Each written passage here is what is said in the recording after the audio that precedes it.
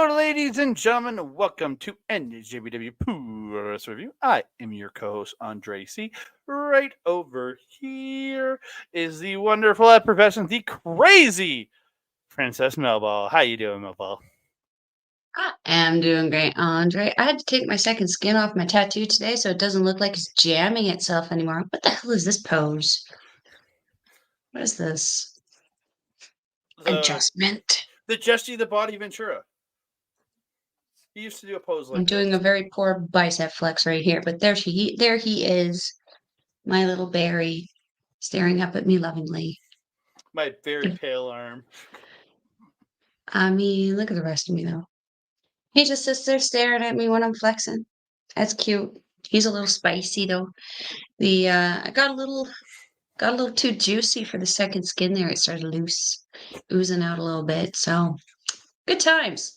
Sure, everyone wanted to hear about that. Too How are you doing, my juicy. friend? It was too juicy. Well, I mean, it was. It was too oozy juicy. Yeet. Yeah, he was jamming everywhere. Mm-hmm. He'd be jamming. How are you doing? I'm doing great. Ready to talk some Japanese professional wrestling. It's been a hot minute since we've done this episode, too. Yeah, it's been about a month since we did because we've just been covering everything on Japanese Wrestling Update. But I think the last graphic I just edited was the G1 Climax final was the last time we did one of these. Mm-hmm. So yeah, we're back to talk some Japanese professional wrestling. We apologize about the lack of episodes this last little while. It's been a crazy month for us, and we're finally getting back into the normal as we're getting closer and closer to tournament time. Again. Yeah. Like we get a month or so off, and we're back at it again with the white vans. It's nuts, man. So much It wrestling, is, so but we many love it. tournaments. We complain, but we love it. Oh yeah, it's all enjoyable. It's all enjoyable. So we're here this week. We're gonna chat some destruction in Kobe. But before we do that, I want to thank each and every one of you guys, whether you're listening to us on A Plus Productions in audio form. Thank you very much. If you are, and if you want to hear us in audio form, aplusproductions.com. Check us out over there. And if you are watching us in the video version, whether it's Andre and Melball Wrestling Talk, whether it's Backburger Video, yeah, we thank you so very, very much. Please like the video, subscribe to the channel, comment down below, because we want to hear from each and every one of you. Don't forget to share us out, tell your friends, family, and crazy little berries that like to jam themselves. And and don't forget to hit that notification bell so you can be alerted every time we drop a new video. Ding dong. Doodle-doo! In woo. If you know, you know. That's what the berry says, yeah. In woo. So cute. Sure. The first movie was better. It was actually. The first one definitely had a lot more adult humor in it that made it much more enjoyable. The second one was definitely like, friends are everything. Yay. It's not wrong, but Yeah, but like we also would like it told in a funny, foul-mouthed way that it was in the first one. yeah. Opposed to the unnecessary lovey-dovey powdered sugar shoved down my throat to the second one. It was still cute though, clearly, because I got a tattoo of it. Powdered sugar. Considering the comment that I've usually been making about powdered sugar and where it is, I'm finding it funny that you make that. I just figured I'd go Simpsons on it all. That's fair. So, That's fair. Let's get into this, man, because this was a fun show. let's talk destruction in Kobe. We kick it a great show, a great poster. I thought just simple, but just because everything's in black and white except for Naito and the name and the date. I just like that look. And the title, yeah, it just looks great. I love the look of for sure. that poster. So we get into it. Kick it off with a 6-man tag match. It is the team of Tiger Mask, Tomoaki Hanma, and Yuji Nagata. Love that guy. Taking on Dragon Dia, Daya, whatever, however Mel wants me to say it. Like, Oh, but it's how the company wants you to say it, and if you were listening to the commentary, which I know you were, because you love Walker Stewart, he was saying Daya. Dragon Daya. Close I'm gonna go hella J on this shit. Ryusuke Taguchi and Shota Umino. with another one of the longest goddamn fracking entrances. I'm so glad I watched all this on 1.5 speed. I watched half of this show with Astrid, and while she was still here, yeah, and we walked away while the entrances were happening to ready our meal. And by the time we chatted, got our meal ready, got our drinks ready, set up where we were sitting the hell down, the entrance was still fracking going. Mm-hmm. Shota, my guy. I get it. But like you had two guys in Taguchi and Daya coming out on skateboards. They at least had some sense of urgency. Like chip chop chip, my guy, let's go. Get to the ring Mm-hmm. already, especially for when your entrance is taking longer than the match. Yeah. I did appreciate Gooch trying to be hip and cool with his own skateboard. It's just like, I mean, look at the team he was on, though. He was definitely the senior citizen in comparison to oh, the very two. much so. But he's probably the youngest of the senior citizens in the match, though. That's the other thing. That is actually very fair. Yeah. Nagata getting a great crossface on Taguchi at one point, but Yuji just Mhm. so great at the sell, just fights to those ropes. Taguchi going for those bum rushes, as I'm gonna start calling them. I call those bum Oh, I rushes, right? wrote down he was throwing ass. Yeah, he's throwing that ass around to Tiger Mask, but Tiger Mask Mhm. keeps like blocking it and hitting Gooch in the ass every time he goes for it. It was so good. Yeah. He was either, like, kicking him, like, mid-kicking him across the butt, or, like, there was a couple atomic drops he also did on him that Yep. was just it was so funny, just the back and forth, because he just kept throwing his ass, and Taguchi was Samoa or I'm sorry, Tiger Mask was just Samoa Joeing Hmm. Taguchi and just booming him in the butthole, and it was funny. It was really funny spot. Yeah. And then he does get the somersault into his bum rush, throwing ass, whatever you want to call it. Uh, it was a gorgeous tilt the world backbreaker by Tiger Mask to Dragon Dia or Dia in this. It was so good. He follows it up with that Tiger Bomb for two. Um, was it? I think this is the graphic I pulled. Yeah, double, double throwing ass with Umino and Gooch here. Oh, so good. I love that. The Hanma. That was so good. I mean, right, sweeping the feet right out from underneath poor Hanma. Mhm. Also, I mean, I just gotta appreciate the picture that you did pick. I mean, Shota clearly throwing ass a lot better than Taguchi. Taguchi is pretty much still on the ground.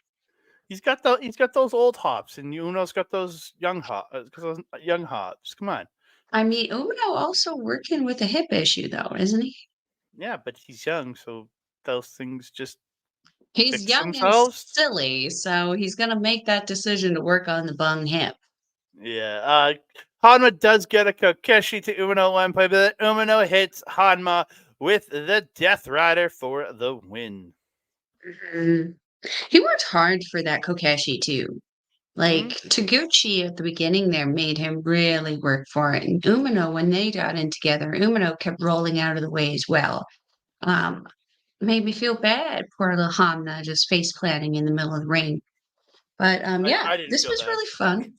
I didn't feel bad at See, all.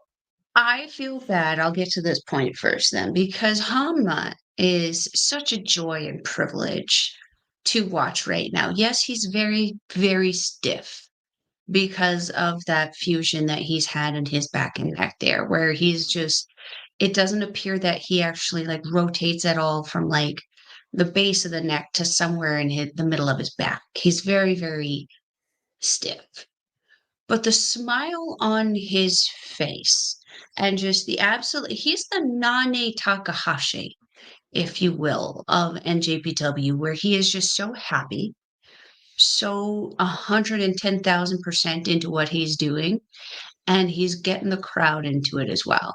So even though, we're probably not going to see him in a title kind of thing right now or ever again, um, he's still so entertaining to watch.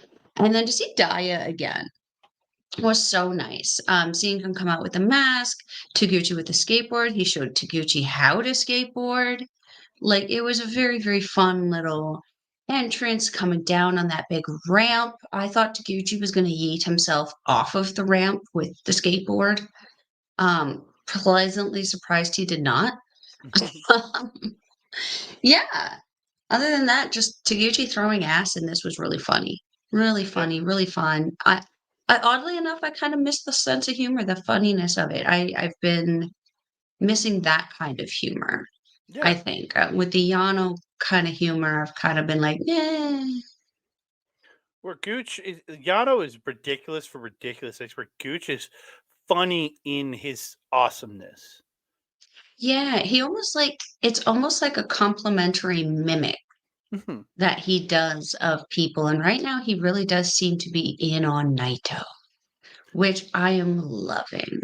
Well, just think about when he was with Rocky Romero, the mega coaches. He took a lot from Rocky Mhm. Romero there, and Romero did take a good bit from Gooch and like really got he got his goofy on working with him. But like you Mhm. see that in that complimentary, it really works together.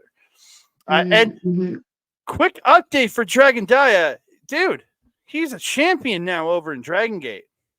Yes, yes. He is the Open the Brave Gate champion, which is essentially your super extra tiny junior heavyweight division over there, which is an 83 kilogram max weight, which is 183-pound max weight over there. So it's even lighter than the junior heavyweight division. Wow. Yeah. So, like, maybe if we were, well, maybe not so much. I was gonna say maybe a future stardom kind of, sort No, of no, tiered belt. it's their version of the junior belt. They're just weight limited, just lower. Oh, Yeah. interesting. Wow. Yeah. Congratulations to Danya. Yeah. So we move on. 6-man tag team action. It's Mel's Los Ingobernables de Japón. Bushi Hiromu Los Ingubernables de Los Japón. Ingobernables de Japón.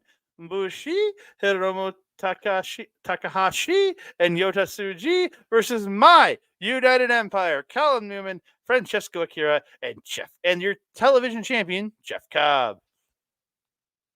First of all, why are they my Los Ingobernables and your You're United you're you're Empire? you're always behind LAJ, and I'm always behind United Empire because I rock them I'm in. always behind United Empire too. Which one of us wore a United Empire shirt out the last time? Because mine's too tight. Mine's too I tight. have Anyway, take you us into ordered it. me a 3X when I wear a 4. Uh, Joking. It's all good. It's aspirational. I know. Just like this one. you mean inspirational? Aspirational. Like I'll eventually fit into them. That's Okay, aspirational. okay. Yeah. Take us into the match, man.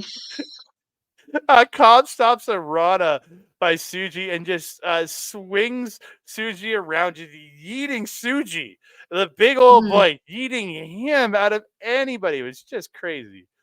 mhm, Um, mhm. He treated Tsuji like a rag doll in that moment. yeah, that was nuts. Newman and Hiromu going back and forth with the speed was awesome. Mhm, mhm. Yes, when we were watching this, Astra developed quite the crush on Callum Newman. She fell in love, Yeah. love Mel's of her into life. Akira. Mel, you're into Akira. She's into I Newman. mean, Perfect pairing for you amore. guys. Perfect pairing for you guys. I do miss Akira's beard, though. He's very clean-faced right now, and he looks very mature, but I do like the beard on him. Uh, uh, Beautiful chops by Akira and Hiromu, just working each other over, and they were both Mhm, just cracking each other in the chest. Tsuji at mhm, one point gets that tilt-a-whirl arm drag to Cobb, but Cobb comes right back, hitting that hammer and sickle that just that slam and that forearm down. Oh, Mhm. right into the. I got the graphic right into the standing moonsault, and it's the only graphic I got for this match. But Majestic.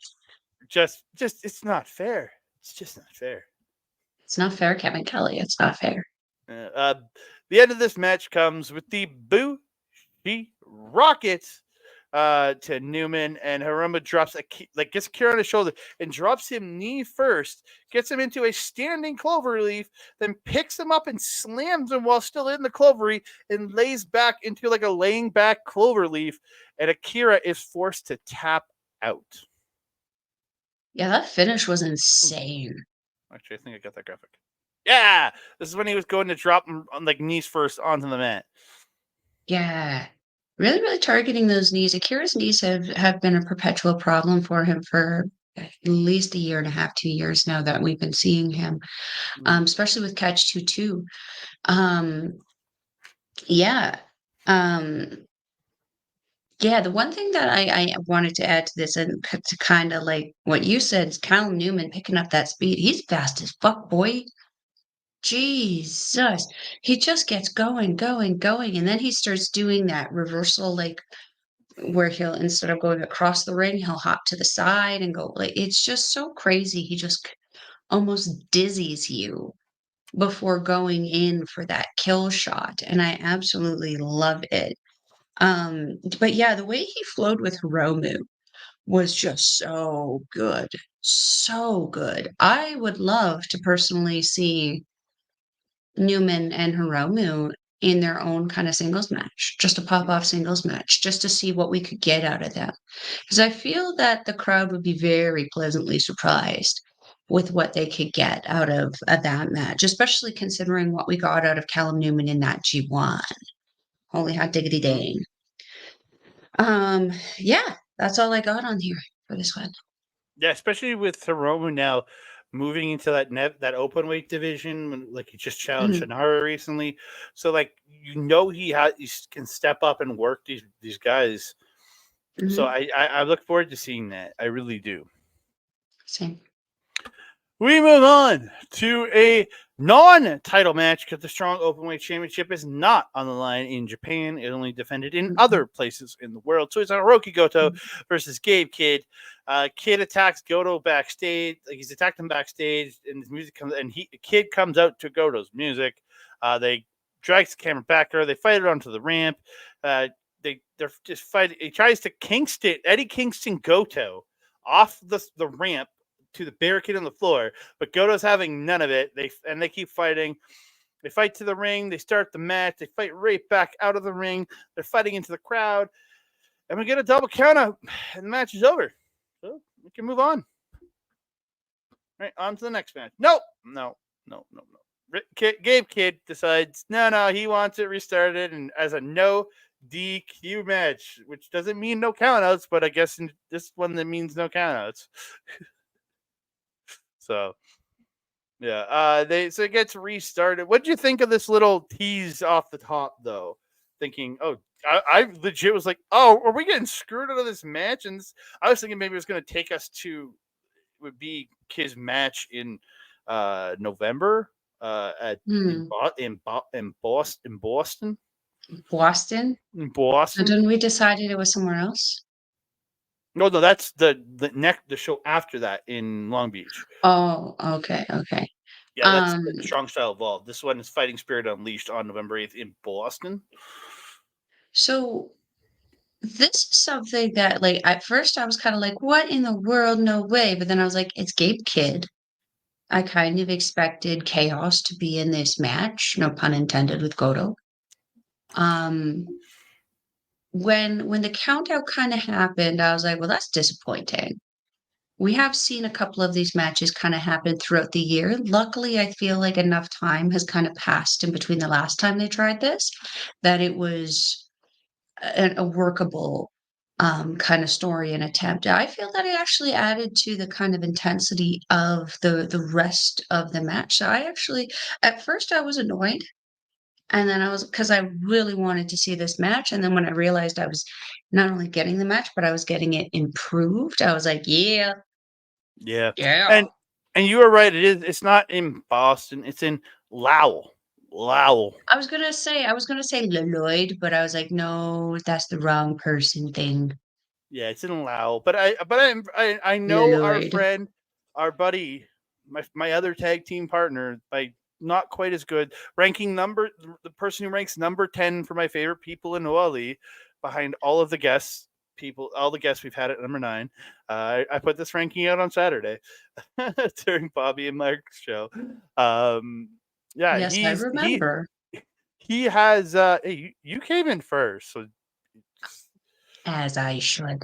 well, Ashley was a close contender to take. She almost came in first, but I was like, nah, it's my Princess Melball. Gotta. But Mhm. he's interested in that Fighting Spirit Unleashed show. He has mentioned that he's interested in going to that in Yeah, Lowell. well, he should. Lowell, yeah. He definitely Lowell. Lowell. It's just one L to be in Oh, Lowell. Well, I'm still gonna call it Lowell. I think it's actually called Lowell, Massachusetts. But it's like saying Ah, Lowell. I like saying Lowell. Lowell. It's Lowell, Lowell. Massachusetts, but like calling it Lowell sounds wrong. Lowell. So it gets restarted. Goto's beating up on Kid through the crowd. Kid ends up whipping Goto into the post. Back to the ringside. Kid gets a brainbuster in the ring. He pulls out a table between the apron and barricade. He tries to do a suplex onto it, but then it just falls over to the floor, and that's it for the table. No table spot. I Uh, mean, it's okay though, because Gabe Kidden tables, mm-hmm. they're yeah, table That's how we, usually comes out better in the end yeah. of that one, which isn't saying much. Well, that's how we got how Eddie Kingston got Kingstoned on that show, trying to go through the table, and he broke his femur or whatever, Yeah, or his shin bone or yeah. whatever. Yeah, I think it was, yeah, I don't know. I don't want to say the something, wrong bone. something in his leg. Um, yeah, He got fucked up. yeah. So Kick is just huge lariat at one point, and he follows it up with a straight right into that deadly backdrop suplex is for 2. Mhm. Kid gets the table again. He misses hitting Goto with a spike, but Goto hits a wheel kick and gets the spike, tosses it out, and then throws the table back out of the ring. So goodbye table again. We're not getting a table spot. It's just so dumb. Kid just wanted to use this shit, but Goto was having none of it. None of it. Not even a little. Kid fights back at one point. It's another backdrop. But Goto hits a beautiful lariat when Kid is going for a knee. Then he hits a GTW for 2. Kid goes for a small package, but it gets stopped, and he hits the Shota Kai. And then he follows it up with the GTR for the win. I was a little bit surprised here. I was a little bit, but not terribly much because I felt that this decision meant that a different decision was happening later in the night, which I was right about, and You I was were. okay with it. I was okay with it, especially because of what it ends up setting up after, which I think Mhm. is going to be even better. So Oh, let's get yes. to that. Right now? You want to jump all the way to that right now? I don't think you want to, because that's going to miss a lot of stuff that you probably want to talk about. Well, I have the next stuff I really want to talk about, that's for sure. I know that we should probably do that. All right, we'll jump to that right now. So I got a couple. I got graphics for each match where they're fighting in the crowd. This is before the first the first match disqualification. Just kids' face here was amazing. Just I mean, both their faces are kind of great because Kid just looks like, yeah, slapping the shit out of your boobies. And Goto's just like, yeah. He and looks then like just he's giggling about it. the GTR finish right there. Beautiful, beautiful spot. Love the GTR. Mhm. Simple move, but effective. We move on to a 6-man tag team match. It is just 5 guys: Sanada, Taichi, and Taka Michinoku taking on TMDK's Kosei Fujita, Zack Sabre Jr. and the man revealed to be the new member of TMDK. It's Ryohei Oiwa, baby! Looks Yes. great in orange. He does. He does. I do like that gear. You mentioned that it was the gear that he was wearing at Noah with an addition of a stripe and the TMDK Mm-hmm. on the booty. I like it. I like the simplicity of TMDK in that they don't sensationalize their shit. But like, look at these three guys. They're so unified while wearing drastically different styles of gear. Yeah, Zack Sabre Jr. without knee pads and the trunks, the shin pads. Then you got Kosei and the baggy ones. And then you got Oiwa looking like, I'm not gonna lie, he looks like a Seth Rollins version of Kaito Kiyomiya. And I'm loving it, especially because he wrestles just like it. Take us into it, man. Yeah, again, really fun match. Mhm. I didn't take a lot of notes on this one because I was just really enjoying it. Oiwa getting the best of Taichi really early. So now I guess a backflip into the skull end. But he's reversing with Saber and going to the Euro clutch and the O'Connor roll. They're trading roll ups. Sonatic does get a dragon screw at one point. Taka's in there just towards the end. Taka tries to poke the eyes of Saber, but he ends up grabbing the fingers, manipulating the fingers, which is like, ew. And he hits the Pele. Fujita hits a strike into the Oiwa backdrop suplex, which looked absolutely phenomenal. Mhm. But Sonata breaks the pin. TMDK clears the ring, and Oiwa gets this like rear naked choke on Taka Michinoku, just ragdolling him around, then follows it up with a Mhm. discus lariat for the win. Very, very dominant win. Very dominant win. Um, so the only things that I want to add to this is Owiwa and Taichi. Okay, first of all, Taichi. Can we talk about the attitude? He's picked up some attitude in his time off with the G1 there, and he's kind of come back a little bit moody broody. We're gonna have to wait and see what that means for him and his team because that became a popular phrase for me when we were talking about Will Ospreay there before his NJPW departure. And Moody Broody Ospreay typically meant championships for himself. That meant that he was going to be on top. I mean, when he was Moody Broody Ospreay, he became the belt collector. So I'm having the same hope for Tai Chi because I really have enjoyed Tai Chi's wrestling over the years, and I'd like to see him get that big sensationalism for the hard work that he does. But sometimes the attitude is good in the ring with his wrestling, but it's having an odd impact on him in other places. So I don't know if you noticed at the beginning here when they were derobing, usually they're pretty nice to everybody with their stuff and like giving each other their jackets and whatever, except for House of Torture because they're House of Torture. But like Tai Chi really whipped his jacket into the face of the young lion, taking his jacket. And I felt that that was a little off-putting for me. But then to see him go in with a Wiwa, when Tai Chi is mad and you could just tell he's hitting a lot harder, he's being a lot stiffer, he's being a lot rougher, he's being a lot meaner. I got the same feeling with a Wiwa. I felt like he was putting him through the ringer and he was kind of doing it like on purpose. Does that make sense? Yeah. So that being said, I felt that the match and the match time between Owiwa and Tai Chi was actually really, really intense. And I, again, much like Callum and Hiromu for the match before, Owiwa, even though we've seen, we'll talk about it later in the show about what's going on with him. I would like to see him do a run with Tai Chi. I feel that it would help solidify both men in this company and help solidify both of their names. Um, Zach versus Sonata was actually also very good in this. Sonata pretty quiet during this match. Actually, both Zach and Sonata I felt were pretty quiet in this match. I feel like they were letting, particularly Kosei and Oiwa have their kind of shiny bit, Mm. and show off parts of this match. So I kind of felt that Zach and Sonata had their fun, their little, amazing stuff that we know that they're capable of doing, but they definitely I feel like they stepped aside for the Mm. young boys in this one, which I feel was appropriate. Especially the last thing I want to mention, this last bit was Fujita versus Taka Michinoku.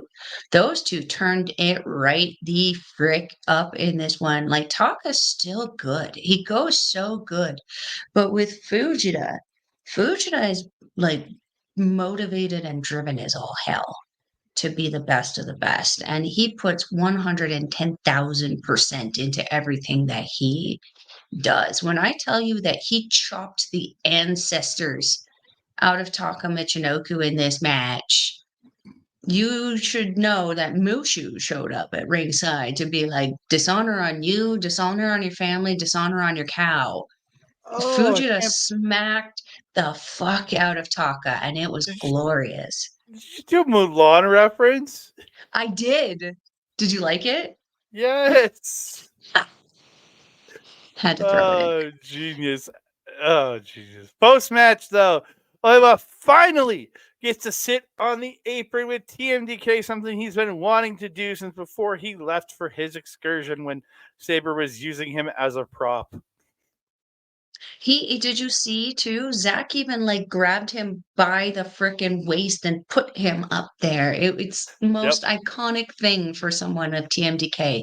I don't think Mm-hmm. he could do that to Big Teats, but I'd love to see him try. I think he'd have to like muscle teeth up on his shoulder and like just like like heave him onto the apron. He wouldn't be able to like pop him up. No, and I feel like just because he would be a dick that Teat was one that like totally ragdoll him too. Oh, 100%. 100%.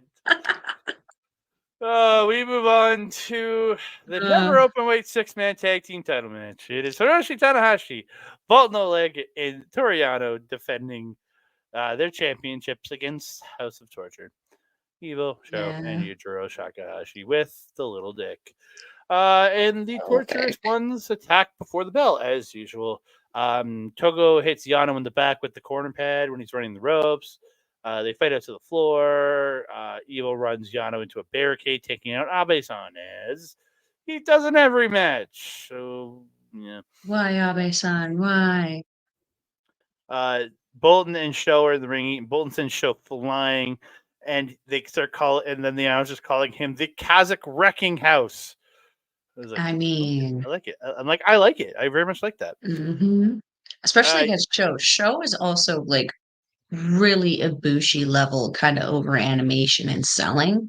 mm, So like having him back and having like even Bolton just like shoulder tackling him, it was like shoulder tackle 10,000. It was crazy. yeah.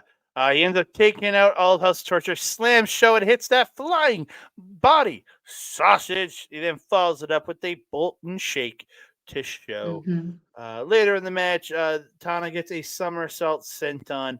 I can't remember onto which member, but he hits the somersault sent on. Tana ends up getting run into the exposed corner. House of Torture triple tape him. They go for the dick to dick contact, but it is stopped. And we get the rarest of rare, the ace to dick contact. And then follows it up. Tana Didn't we starts call hitting. it something different? I don't know, but I'm Presidente to Pola? uh, Polo? No, that's Pres- chicken. Presidente to full contact. I'm just gonna call it the Presidente to full contact. Presidente to Pipi. Presidente to full contact. Tana then starts hitting everybody with dragon screws, twists and shouts. Hits a sling blade to Yujiro. Narita gets involved. He hits Tana up top when he's as a push-up bar. House of Torture about to take out Tanahashi, and a blonde dude shows up. I was like, who the hell is this dude? It's El Phantasmo, a short-haired, blonde-looking El Phantasmo, which confused the living piss out of me. I thought it was Zack Sabre Jr. at first, and then it's like, wait, that's not Zack Sabre Jr., it's ELP. takes We out had House of this Torture. discussion on Japanese Wrestling Update where you thought that he looked like Zack Sabre Jr. I thought he looked like a scrawny Joe Hendry. Yeah, we believe in ELP. There we go. So he ends up hitting Yujiro with the CR2, and Tana hits Yujiro with the high, the fly, and the flow for the win. This wasn't as torturous as I expected it. No, Like because they whoever, negated most of the torturing. yeah, it like there was torture attempts made, but because they were thwarted, it made the match that much more enjoyable. It's when the shenanigans work too much. Because there were shenanigans and they worked. It's when they work too much in House of Torture matches that they become something just not happy and nice to see. So I actually enjoyed this match a lot more than I expected. I actually also went into it with very low expectations just because of the presence of House of Torture. But I was actually very, very pleased with how this went, and it actually was able to maintain my attention for the entire thing. Usually, once the shenanigans start, I check out. I can't keep intently watching it because I'll just get angry. But yeah, this was actually a lot of fun to watch. And I was actually really, really happy with how it ended and kind of wound down. Also, with the My biggest addition of question Hendry. though, I was just say my biggest question to the shenanigans. What did Astrid Mm. think about the shenanigans? We didn't get to this match. Oh, okay. We fell asleep. Okay. I just figured I'd Otherwise, ask. she would have had opinions on the ELP Hendry as well. She would have, yeah. She would have, yes. So post match, I'm pretty sure Jado was already part of Hantai from when he was with God, and that whole they were Hantai adjacent or whatever at that point. But ELP is welcomed into Hantai after the match because there was a whole thing where he wasn't sure where his loyalties lied for the longest time. And House Torture was trying to bring him in, but my biggest thing with watching this whole thing, Jado has the biggest arms in that ring. I thought the same thing. This is why I've always called him Jackdo and not Jado, because he's jacked. Look at that guy. But I mean, ELP is very, very defined as well, but he's definitely like calisthenics cut. You know what I mean? Mm-hmm. He's very lean. Well, Jackdo is lifting all of the weight. well, I listened to another wrestling podcast, and they were doing a review of Sakura Genesis from 2017. And so I went back and watched the show before I listened to their review. And Jado and Gato are tagging on that show for going after the junior tag titles against Taichi and Yoshinobu Kanemaru. That's how far back. That was 7 years ago. Yes, in 2017. Yeah. Oh my god! And Wow. Jado is a shell of what he looks like now. And at that point, I think he was 49. And he was like scrawny compared to what he is now. Wow. Look at Giotto over here. Mm-hmm. Right? Because, like Right. you said, he was 49 when he was doing that. Yeah, that was That's 7 how many years ago. years ago? He's Oh my 56 god. now. Yeah. Jesus. Yeah, That's better it's than most 20-year-olds we know. like and not to say he wasn't like he was in shape then. Like he was in pretty incredible shape back then, but he's not jackdo at that point, right? Yeah, he's 50. No. Yeah, he's 56 right now, and now he looks like that. It's crazy. Holy shit. Yeah, literally, Wow. I literally went to his Wikipedia, and the picture they have is from Jado in 2017. Oh my god. Yeah, That's too funny. Oh, yeah. Jackdo. No, You're an Jackdo. inspiration, sir. We move over to the junior heavyweight Championship match. I must have tag again. I always want to say junior heavyweight tag match. It's because we want the War Dogs. We do. But we Hashtag we want War Dogs. Hashtag we want war. King of Pro Wrestling, baby. So we kick it off. It's Douki defending against Yoshinobu Kanemaru, the teacher and the student, the Suzuki Gun brethren. Yeah. So I would say like he was a. They did say on commentary that Kanemaru was a mentor to Douki when they were in Suzuki Gun together, which doesn't surprise me even in the slightest. No, well, because like Douki kind of came in to replace Desperado when Desperado broke his jaw. So that doesn't surprise me that Kanemaru and him were kind of, more paired up together also because they were the only two juniors in that faction. Because at that point, Taka wasn't around very much. He was busy running Michinoku Pro. So yeah, this match kicks off. Kanemaru goes after the knee. They're fighting Douki fights back. They take it to the floor. Douki hits a baseball slide. He starts running him in the barricade, but Kanemaru catches him. What? My ADHD brain heard "Take It to the Floor," and then it just started singing an LMFAO song in my head. Oh, all I can think now is Justin Timberlake. It's that one. Take it to the bridge. Dirty babe. Sexy bag. Yeah, that's all I can think now. Take it to the bridge. That's all I can think now. Kanemaru I always thought they were saying "Take it to the fridge." No, that's my motto. Come on. I mean, I'm a weed Take it to smoker, the so it's mine fridge. too. Eat the food. Yes, I'm gonna eat the food. Take it to the We're fridge. gonna get some snickerdoodles. So Kanemaru gets a hold of Douki, and he ends up picking him and dropping him knees first onto the floor, which looked pretty gosh darn rough. They Yeah, get that back knee drop. Yeah. Oof. Yeah, so Kanemaru working over the knees the next little bit. Douki ducks Kanemaru, and he ends up ducks Kanemaru, and Kanemaru just like dives to the ropes at one point. It was great. To the floor, and Douki hits the plancha, then follows it up with an acai moonsault. So good. He goes for Doki Choki, but he gets reversed into a jackknife cover by Kanemaru.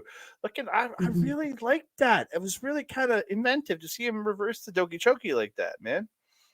Which is funny because I always think that's the simplest and most simplistic way to get out of the Doki Choki if you're trying to struggle for it. But it seems that no one has really thought about it until now. Yep.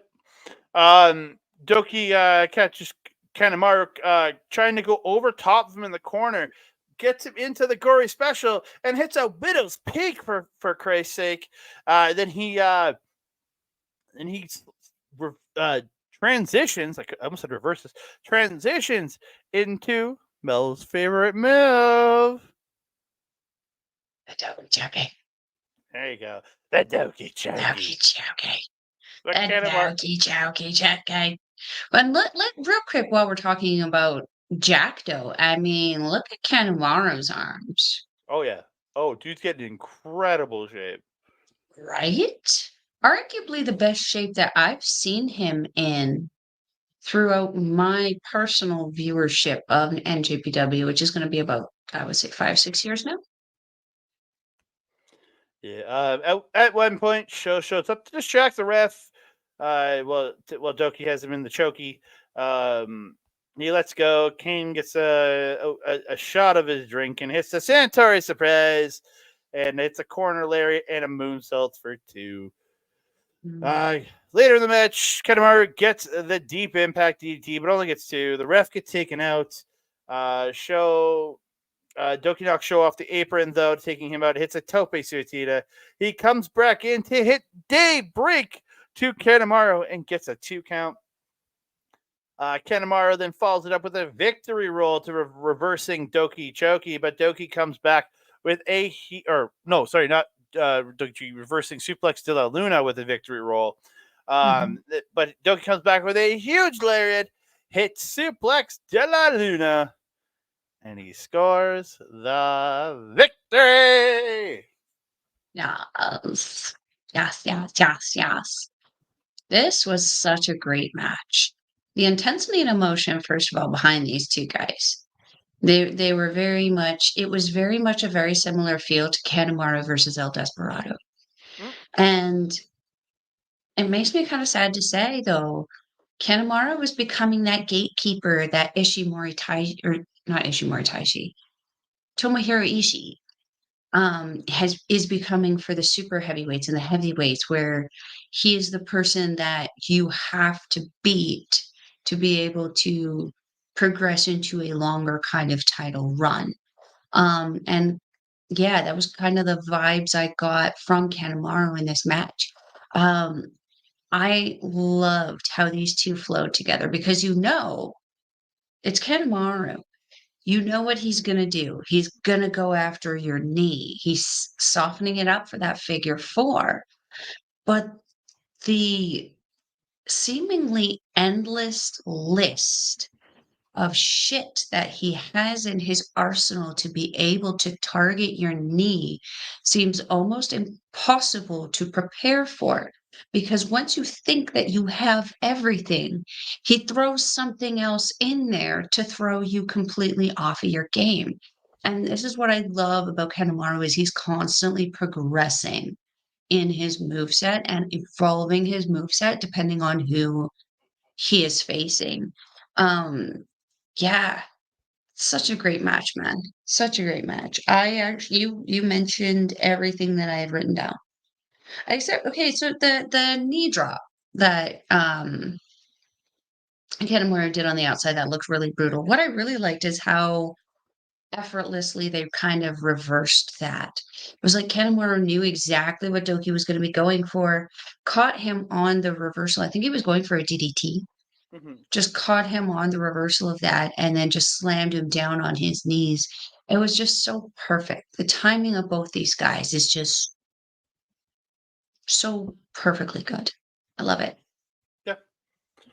Yeah, I love these two. I think it's absolutely phenomenal. But post match, Show Mm. makes his way down like a little prick.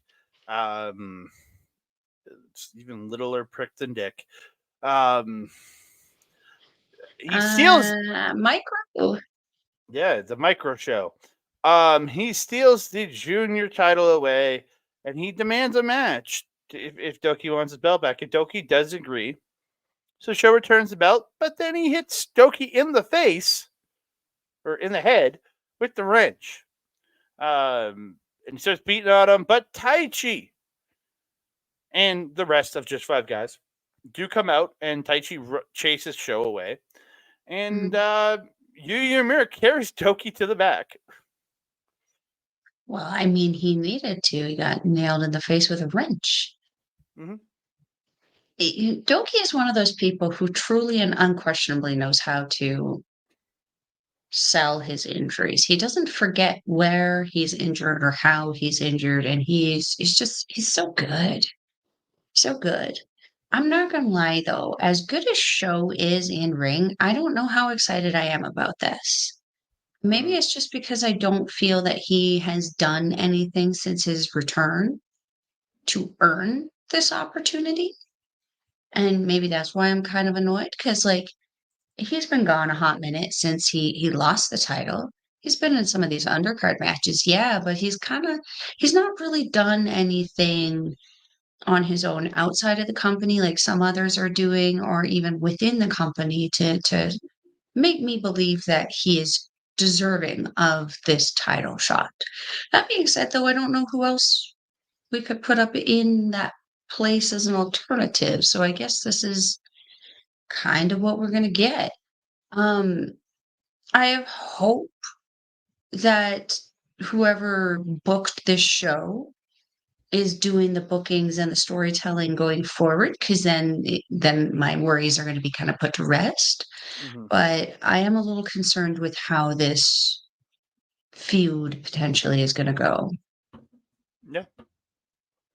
So we move on. Never open weight championship match. It is Shingo Takagi versus Henare in the match that I can honestly say this. I will never get tired of this. Like I got tired of Sheik versus Richie Rage. Oh, I hope they never hear this because Shiki will never let you live that down. You shouldn't have worked the same opponent for 2.5 years straight, and I wouldn't have to complain about it. This was very much a match of two meaty monsters slapping meat. Yeah. Uh, Yeah. just, just lots of striking in here. Henare trying that Shingo ground Cobra at one point, but can't quite get it cinched in, and Shingo gets himself to the ropes. I really like that little spot Mhm. there. Actually, Takagi going for that fake out DDT, which is called Dangerous Driver Takagi, which I Mhm. just learned that today. But Mm. Henare just rises right back up out of it, and he picks up Shingo from Rampage, but Shingo ends up cracking him with a beautiful DDT to reverse it. I really like that spot. Mhm. Mhm. And it really speaks to show, like, how well these guys know each other, that their regular stuff that they usually do that would damage anybody else, they know what to expect of each other. They've faced each other enough that they know how to reverse it and make it into this amazing story. Love that. Yeah.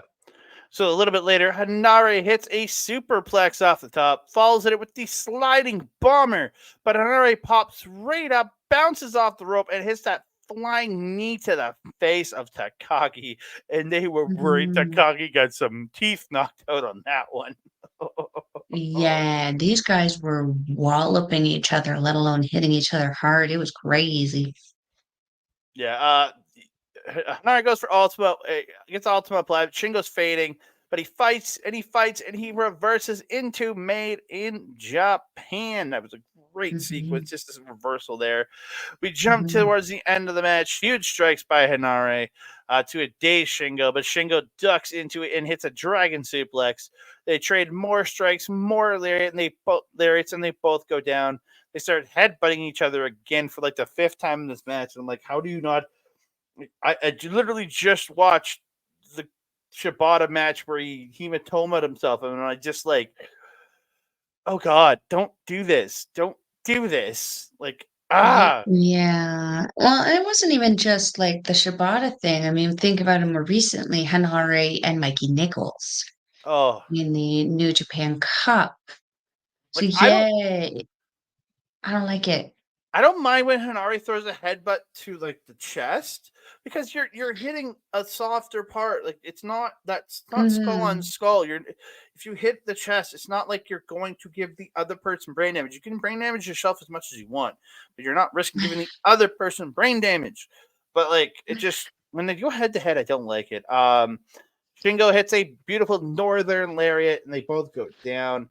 The end of this match comes. Shingo stops that double wrist clutch pull in headbutt thing, Mhm. and he ends up dropping Hanari with strikes. Picks him up, pumping bomber for two. He then follows it up with Last of the Dragon, Mhm. crushing Hanari with Last of the Dragon, and he gets the Yeah, win. that was a rough Last of the Dragon, let me tell you. Mm-hmm. Oof. Yeah. I have to agree with the headbutt thing. I don't like the headbutts. And yeah, I also started having the flashbacks, but yeah, I just kind of jumped in where I could on this one. I don't have a whole ton of notes that you didn't already have. Um, yeah, this was pretty much a big meaty men slapping meet, and as I mentioned, these guys were, they've wrestled each other enough that they're starting to have answers for a lot of each other's regular movesets. So I'm curious to see when and if we see these two face each other again, what kind of difference we'll see. What else can they reverse from each other, and what are they going to pull out in an attempt to not be stopped in the next one? Yeah. Well, an amazing match, and Shingo Takagi is your new never open weight champion. Mhm. We move on. Semi-main event of the evening. Destiny falls short as David Finlay takes on Yoshi-Hashi for the Global Championship. This was good. Out of all the championship matches, though, even comparatively to the Never 6-man, this is my least favorite of the championship matches. Really? Yeah, Hmm. again, it was like really good match. I think I enjoyed the Never 6-man more. I don't know. I just something. I feel like they never hit that final gear for me personally. It's a really good match, but For me, there was a distinct lack of storytelling happening in this one, which is not what something I'm used to with both of these people involved. Yoshi-Hashi especially excels on story because he's certainly not excelling on his wrestling. mhm. Ah, I joke though. I actually have very much enjoyed the wrestling that I have been seeing out of Yoshi-Hashi, especially over the last couple of years, because G1 Yoshi-Hashi came in and never left. Yeah. So now we can't really call him G1 Yoshi-Hashi anymore. It's just perpetual Yoshi-Hashi, which I love that he's hit that stride where people can expect good things out of him. He just, I don't see him being the face of a division right now. Especially at 42. It's not even that his age is a thing. It's the quality. You got to look at someone like David Finlay. You know, Yoshi-Hashi got out wrestled in this match, Hmm. and he's, we saw him get out wrestled. Oh, who was it? Was it Newman who eliminated Yoshi-Hashi? Yeah, we saw him get out wrestled by Callum Newman. Hmm. It's not a matter of um it is a matter of skill right now.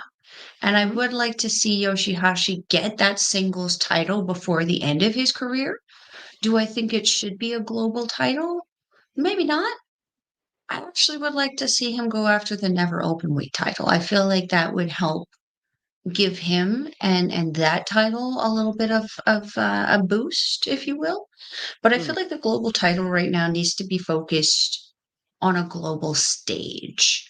And I feel like David Finlay can introduce that on a much easier platform than Yoshi-Hashi. Does that make sense? Yeah. So I'm gonna go through a couple highlights that I did really enjoy. There was fun. Yeah, for sure. They ended up fighting to the floor early on, and Mhm. Yoshi ends up stopping the powerbomb on the stage and hits a neck breaker. Then there's like that running long distance shotgun drop kick, sending Yeah. David Finlay just rolling down the apron. So good. Yeah, he oversold the earshot on that one, and I loved it because it was just so funny. It works with Yeah. the over animation of Yoshi-Hashi. Yeah, when they did eventually get back into the ring, Yoshi hits this beautiful looking headhunter off the top for two. Mhm. Looked really Mhm. smooth. A little bit later in the match, the buckle bomb gets reversed, and Yoshihashi like Rana's Finlay into the exposed corner, then hits him with that crucifix bomb that he's been using. That Oh, look yeah. it looked really solid. Then and applies the worst submission I've ever seen. Um, it's essentially a double underhook, but it just I've seen other people do it, but do it in different ways where they'll do the double underhook, but then like put the legs around the body or something, their legs around the body to hold it in and really look like they're torquing. Where his just looked like he was kind of holding them there in a loose full Nelson, like a very loose full Nelson. I wasn't a big I'm fan sorry, of that. this was what Finley did to Yoshi-Hashi, No, right? Yoshihashi had him in like a double Okay. underhooks like submission looking thing, but it just looked like I was a gonna say, really I loose. don't recall seeing Finley do that, but I saw Oh, Yoshi-Hashi do something like that, so that's my fault, sorry. yeah, and even fights off like he Finley got the shillelagh at one point while in the submission, and Yoshihashi fight it Right, off. right, I'm yeah, like, and he was kinda like, "Tick, tick, tick." but he got it out of it. I was just like, he tries to go for the hammerlock into it, but Finley gets to the ropes. So we get to my favorite point in this match, and it's only because I get to say this. They're trading lariats. Yoshi hits his Oh, inside god. out lariat, hits the brainbuster, only gets two. She goes to the top. We haven't had it in years. But we get the loose explosion swanton bomb by Yoshi-Hashi for 2. The loose explosion returns. I spent the rest of the match giggling at that. Because you knew I was gonna say something, right? Well, even though the commentary, as soon as they started saying it, I'm just like, it's just so funny because we went through the whole thing with Chris Charlton talking about little dicks at ringside, and now we're listening to him talk about a loose explosion. It's like he has a doctorate. It's so good. It's perfection, though. Uh, so at the end of this match, Karma gets blocked. Finlay flips into and hits his old finish, the Prima Nocta, which is that stunner. Yoshi rolls him up for 2. Finlay gets into Oblivion. Finlay hits a buckle bomb. Yoshi-Hashi hits with a strike, but then Finlay hits a rolling elbow and another power bomb for 2. Overkill gets reversed into the Karma roll for 2 by Yoshi-Hashi. Finlay then pops up, powerbomb, follows it up with the overkill. Oh, it's definitely overkill because he finished him with that one. And David Finlay is your winner. Yeah, that overkill was overkill. Holy hot dang. Mm-hmm. The sell on that was just fracking incredible. Yeah, okay, let me see here what I got. Got the ramp spot with the suplex attempt and the shotgun drop kick. Oh, there was one point where right before that Northern Irish curse that he does so nicely. Strength on display of David Finlay in this match where he caught Yoshi-Hashi and like managed to keep holding him in almost a tour of the islands kind of setup before going into that Northern Irish curse. The strength of David Finlay very much on display in this match for me. He muscled Yoshi-Hashi around quite a bit. And as Walker and Chris Charlton both mentioned on commentary, on a bum shoulder. Because his shoulder has been a perpetual problem. We have seen it, especially in the G1. He had it heavily taped up, which almost kind of made it a bullseye. This match, this was the first time in some time that I've seen him without tape on that shoulder. So, tells me a few things. First of all, that the healing must be coming along really, really good on that shoulder, that he doesn't need the tape anymore for support. Because, like, as someone who's like 7 years removed from dislocating mine, if I was in his situation, there would be all of the tape on this thing. Anything that I need that's going to be taped up. But also says a lot about the confidence of David Finlay, his mental state in this. He came into this very, very confident about his win. And he was very savage, I felt, in this match. Exactly what we expect kind of out of the War Dogs. I actually really enjoyed this match. I had a good time with it. I do kind of feel like its place on the card maybe wasn't the right place. I don't think it maybe should have been the semi-main, but I still really enjoyed it. Yeah, Goto did, because Goto was at ringside for Yoshi-Hashi in this match, so he came into the ring, or on commentary, and he did come into the ring, and he stared down with David Finlay afterwards, and we'll talk about what comes next for that in a few minutes, in a little bit here, after we talk about the main event. I'll quickly go through what's coming next. But we move on. Main event of the evening. It is Tetsuya Melball's LIJ Tetsuya leader Tetsuya Naito versus my United Empire's Great-O-Khan. And I'm just kidding. I mean, you want to claim it on this one? Go for it, my guy. Go for it. You know how it ends. Well, dude, my team lost in the other match too. So, IWGP World Heavyweight Championship match. Both men taking forever to gear down. I loved Khan doing the just being just as much of a dick as Naito here. I loved that. I thought it was genius. All the storytelling that should have been happening throughout the night happened in this one match, almost entirely. Oh yeah, like the posing at each, like the doing the poses at the same time during the match. Yeah. Khan's inventive holds that he has working over the knee of Naito was great. He gets the Mongolians and the uppercut, then sits on Naito's head in the corner, then picks him up, carries him across the ring, and gut wrench suplex. I love that. Naito working the cravat in this match. I love the cravat. It's so classy. That's so that twisty one on the neck, right? Where he's got the arms twisted. Yeah. Yeah. I love it. Just a classy ass move. Naito at one point gets Khan down, starts hitting elbows to the neck, then puts him into the Koji clutch. But his version is the Blanca. But it is a Koji clutch. It is Kojima's Koji clutch. But Khan fights. My Koji is under my chair right now, chewing on my slippers. What a little jerk chewing on your slippers like that. Naito gets Esperanza off the top, but then Khan catches him with a grapple fate to Khan into a jackknife knee bar kind of thing. He went for a jackknife pin, but Naito's shoulder was up and he had twisted the leg and everything. It was actually really cool that he did it that way. Naito gets out of the knee bar, but Khan puts the knee bar on again. Naito fights. Khan puts it into a figure four version. Ends up rolling in the center, but Naito fights and eventually gets to the ropes. Really good desperation spot there. I really like that. Khan pulls Naito up to the top, but then Naito's fighting him. Khan kind of falls, so Khan shoves him off the top.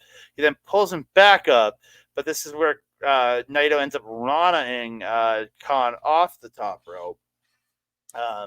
Goes for Destino, but it's reversed into a backbreaker into the Sheep Killer, but that gets broken, and Naito finally does hit a Destino. He goes for another Destino, but it's reversed into a flatliner.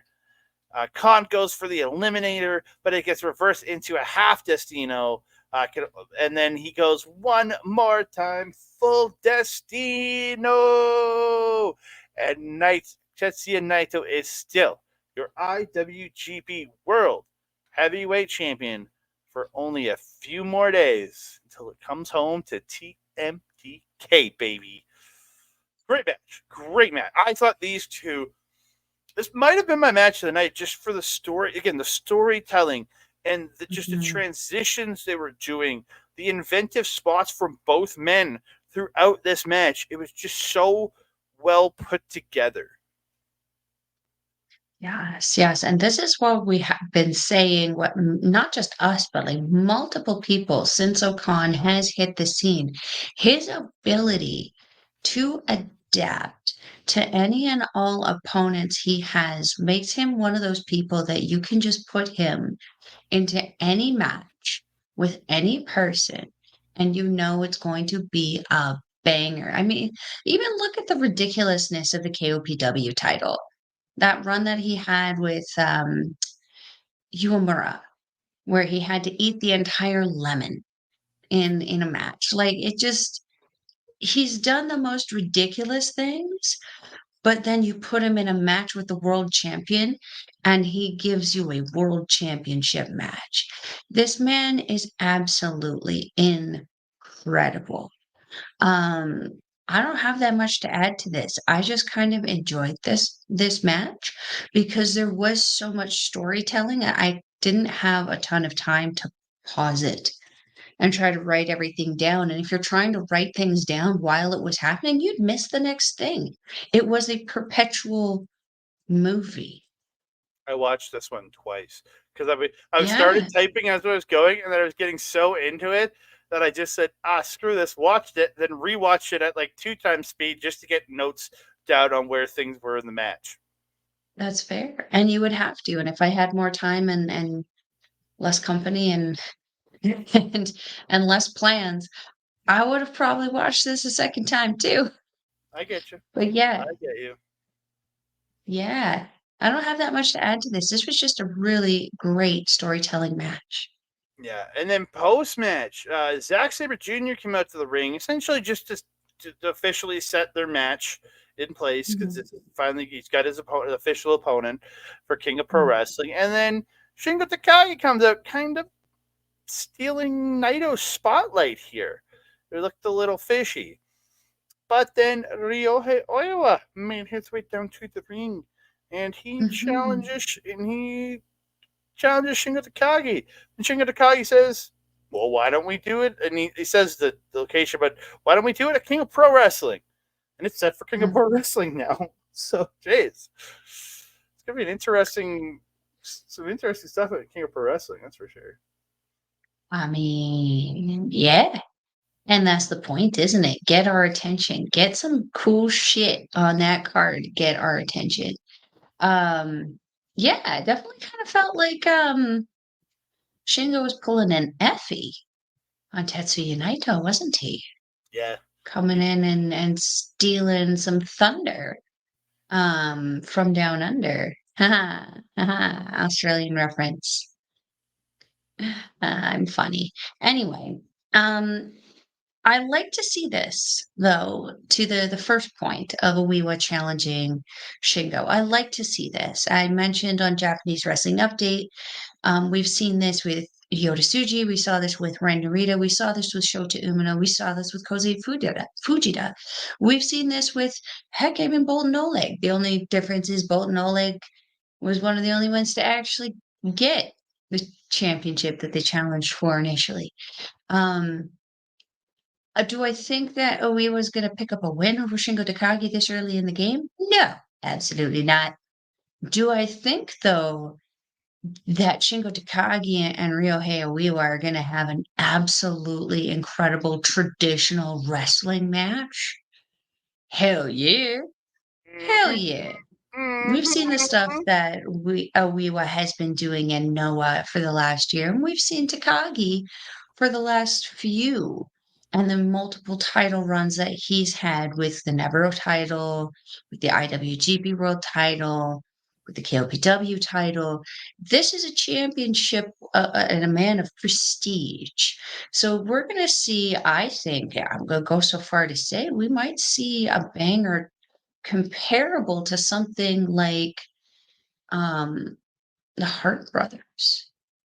Remember how Owen and Brett would get together and just show off their power, show off their technicality? We know Uiwa has that. We know Shingo also has that from his matches with Zack Sabre Jr., especially having to defend against him. So I think we're going to have an incredible freaking match come out of that. But boy, howdy, Andre, I know you want to talk about Zack Sabre Jr. versus Tetsuya Naito.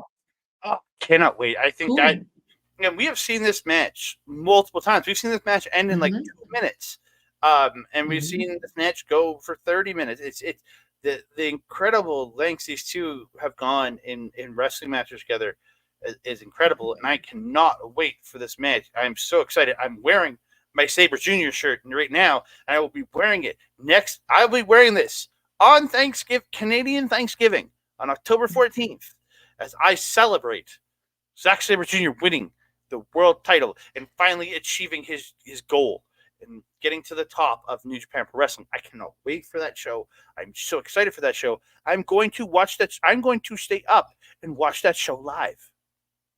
Ooh, Oh, I'm going to celebrate as it happens. ooh. Sounds And, like a challenge. and speaking of that show, we're going to talk about it quickly here. Hiromu Takahashi versus Mystico is going to open that show. This is your opener. As you can tell by the look on my face, I'm not particularly excited about that. But I will say this. Hiromu Takahashi, one of the best wrestlers, junior wrestlers I've ever seen in my life. Mystico, also an incredible wrestler. I get concerned. I also just don't like his finish. His armbar finish there, where he suddenly like yeah. goes into this weird like hagada thing. I don't like it. Tranquilo, your ish. Yeah, but I still think it's going to be a really like the fact that they're putting these two as the opener. It Oh tells God, you yeah, what it's gonna be what the incredible. level of this card is. Because your next 100%. match and the next 1, 2, 3, 4, 5, 2, 3, Bruh. 4, 5, 6, 7. There's 7 out of the next 8 matches. I was counting. Are title matches. Oh, So you have interesting. your junior tag team titles The Intergalactic Jet Setters versus War Dogs. Again, as much as we're not huge fans of Kushida, this match is still going to be very good. It's still going to be really yeah, good. 100%. I'm just concerned, like, did we not have any other established junior tag teams that we could throw in there? Nope. Not with companies Catch we're working with 2-2? anymore. That's the Catch only other team. 2-2? Hello? It's the only other team, though, really. We need to do something about this, El Presidente. Yeah, very much so. I mean, it is going to be, as you said, an incredible freaking match. It's just, I feel like we've seen this a little too much over the last little while. Even TMDK, putting Robbie and Fujita in there, like. Oh God, yeah. Oh God, yeah. Especially Fujita. Fujita's got dude. Yeah. And then talking about Thunder from Down Under, it's TMDK versus the Bullet Club Rogue Army. It's Shane Hayes and Mikey Nichols defending their IWGP Tag Team Championships against Bad Luck Fale and Caveman Ugg. Oh, okay. That makes the attire make sense. Okay. Caveman Ugg. Caveman Ugg. UGG. Ugg. Oh, that guy probably gets made fun of a lot, doesn't he? I don't know. He's 6'1", 250. I don't know if he gets made fun of But you that much. named yourself after the least fashionable footwear of the last 2 decades, my guy. It's true. Come on now. He's not the first I'm Ugg excited. He's not the first Ugg I've seen in professional wrestling, though. Oh my God. That makes it worse. So much worse. It's going to be nice to see Bad Luck Fale again, though, especially with his little journey that he's been on the last little bit, eating a lot better, drinking a little less. He's looking fantastic. Doesn't have Cozina with him anymore, though, which makes me a little bit sad. Cozina is living back in the States now. Tony Cozina used to the Oh, guy that always yeah. played banjo with him. Yeah, he's living I back in the States. noticed I was seeing him post a little bit more on his socials. Yeah. He did say he is heading back in 2025, at some point in 2025 to go get back into training with people. But this year he has been back home, spending some time in the United States, just being normal again. Doing seminars and teaching people in America, so you can't get mad at him for that. Hey, yeah. Then we have for the Never Openweight Championship, we have Shingo Takagi versus Hiromu. We just talked about this. I'm excited. I think this match is going to be stellar. Yes. 100%. 100%. We get a three-way TV title match. 15-minute time limit, three-way match.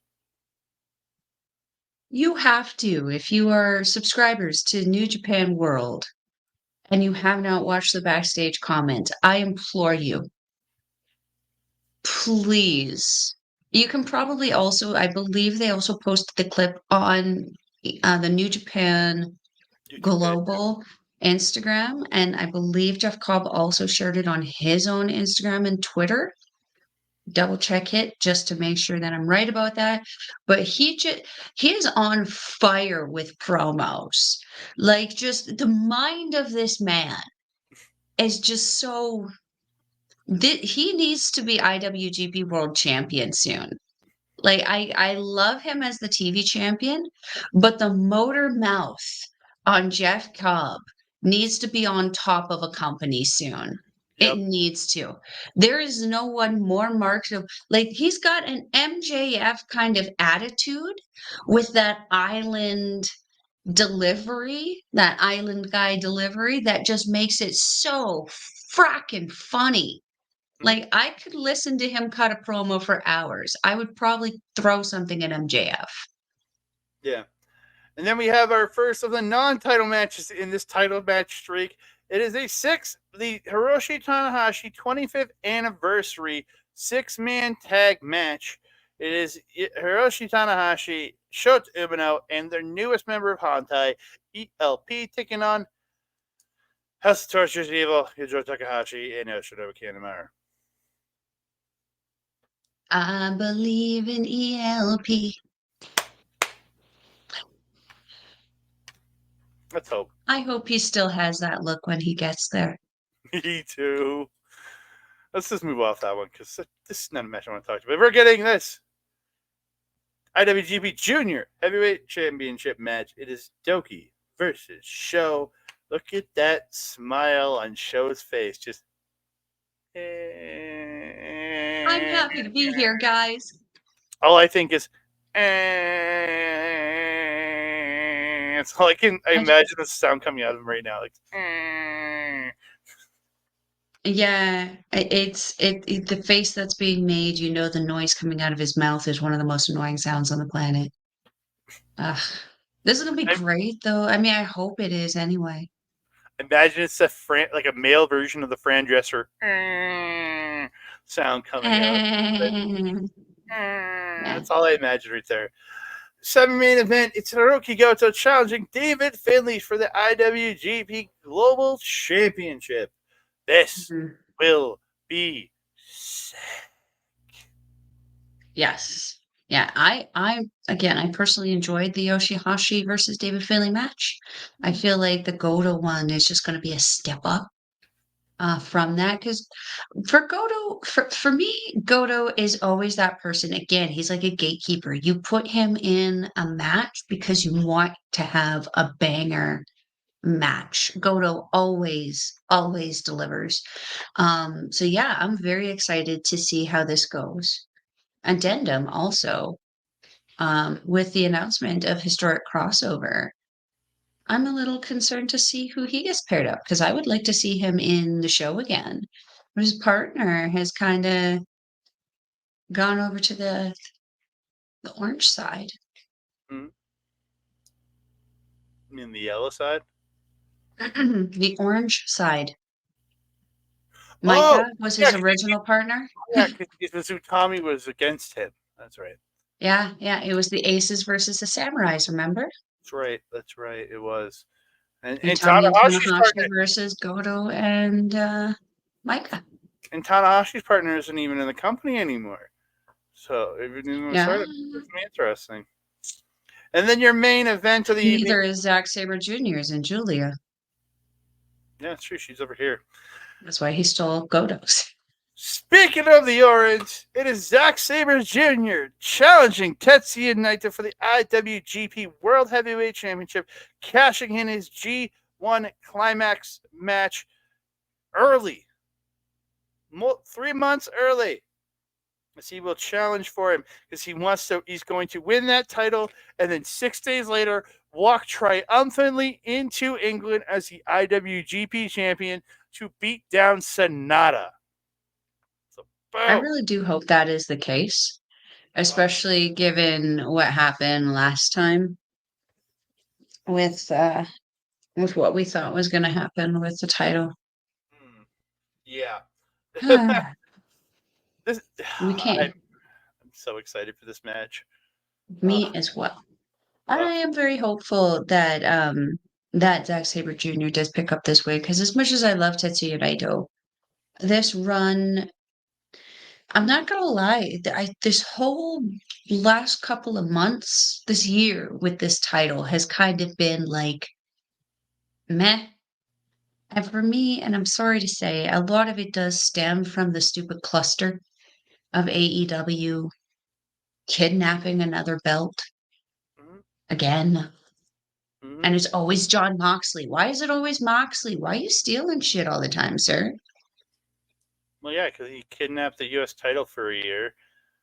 And then he had kidnapped at least with the IWGP World title, he showed up to shows. Unlike when he was U.S. champion, he did 2 shows. When he was U.S. champion, I think he defended it like 3 or 4 times on AEW TV in an entire year, and that was it. And then he kind of forgot that he had it. It was like he put it in the closet until Kenta came knocking for it. And Kenta didn't even get it. Yeah, and this was the start of my love-hate relationship with Tony Khan, because there was no way that an intelligent booker would have allowed John Moxley to continue being the U.S. champion at that time. Because what was he doing with it? Yeah, then he randomly loses it to Lance Archer in 2020, in summer of 2021, when he's had this title for over a year at this point, has barely defended it. Just randomly drops it to him at the Summer at the show in the middle of August at strong one of the strong shows. Mhm.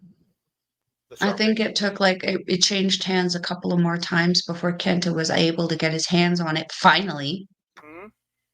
And then they dropped it off of him again really quickly, like Mm-hmm. hot potato title. And now it doesn't even exist anymore. But the thing that matters most is this match right here. That one right there. Mhm. It's Saber will Yeah. God. And I believe that this would be the beginning of the ascension of New Japan Pro Wrestling because this will be someone, a champion who's going to be outspoken about being the champion because we know Zack Sabre Jr. is going to run his mouth, and I look forward to it. And that also means that we're going to have a traveling champion. So we're not just going to see it on NJPW, which we predominantly will see it on NJPW because he's tends to be loyal to his company. But we'll probably also see him pop up on AEW. We'll probably also see him pop up Rev Pro. We'll probably see him pop up all over the place, and I am excited for that marketing. Let's go. Yes. But we have come to the end of another episode of NJPW Progress Review. You can find me on the X, that X thing, that the X chop thingy. At That Canada Guy, TikTok, Instagram, and Threads at That Canada Dude. You can find me on Facebook at Andre and Melball Wrestling Talk or on our YouTube page, youtube.com/ at Andre and Melball Wrestling Talk. You can also find us in audio form, A Plus Productions on Facebook or aplusproductions.com. Go over there, check them out. We have 3 feeds over there: A Plus Sports, A Plus Entertainment, and the one where you can find me and Melball, A Plus Wrestling. Go check it out. And also find me over on Our Local Establishment on Twitch and YouTube. Check out Our Local Establishment on both of those channels. You can find me doing Marvel Talks sometime this week. We don't know if it's Wednesday. We don't know if it's Friday. We don't know if it's Saturday. Well, definitely won't be Friday because I'll be at RCW. Might be Saturday. I We was going don't to say, know. we got plans. Yeah, we got plans for Friday, but yeah, we don't know. It just when we're trying to do about 10:30 Eastern on Wednesdays. Just give us time to watch the show and then jump on. But this past weekend we did it right before Japanese Wrestling Update. It'll come that to some point this week. We're talking Agatha all on episode 5 for Marvel Talk. And also, a shout out to Mike the Ref over at youtube.com/@backbreaker video where he simulcasts all of our stuff. Thank you so very much, sir. And he has all his great content, wrestling content, twitch.tv/Mike the Ref for his AEW watch alongs, and he games there multiple days a week. Then you can see replays of the gaming content, youtube.com/@backbreaker_gaming where you find content from him, Mr. PJC. This wheel guy right here, Wick Tools, and their frequent guest. Kayla J. Kayla J. Kayla J. Kayla J. We love Kayla J. here. Where can they find you, Melball? If you're wanting to follow a Melball, you can find her on the X thing at Collins Melball. You can find her on everything else: Facebook, Instagram, TikTok, Mastodon, and Blue Sky at Melball Collins. You can also find me on Our Local Establishments programming, Japanese Wrestling Update with this guy every Friday at 8 p.m. Mountain Time. Unless it's not. And then we'll let you know on social media. This week is going to be a pre-recorded episode because, as Andre mentioned, we will be attending the RCW Thanksgiving Thunder show. Hey, I remembered. At RCW or Norwood Legion, where we are going to be seeing the love of my life, Mitch Clark. Something like that. Yeah. Yeah, we did it. Taking on Jack. Well, just Pride. I think Jack's dead, or at least locked in a room somewhere in his brain. But yeah, we're going to be there. So it'll be a pre-recorded episode at 8 p.m. Mountain Time. So tune in to see all the latest and greatest in Japanese news there. You can also find me on Astro Bizarre's YouTube channel where we do our show, Ladies Wrestling Showcase. I It's miss so you, quiet Astrid. without her here. I know, it's so quiet without her here. We have an episode hopefully coming out soon once I get back from my little week trip here in Canmore. We have some stuff that we need to talk about. I just haven't a bad blood, so stay tuned to our socials to see when that'll be coming out. I If did you're tell you to wondering, kidnap Astrid and put her in your basement. I really did. why would I need the? I don't want the jail time. I don't know. I just said figured you'd do it. Well, there are some illegal things that I'll do, but I won't do that.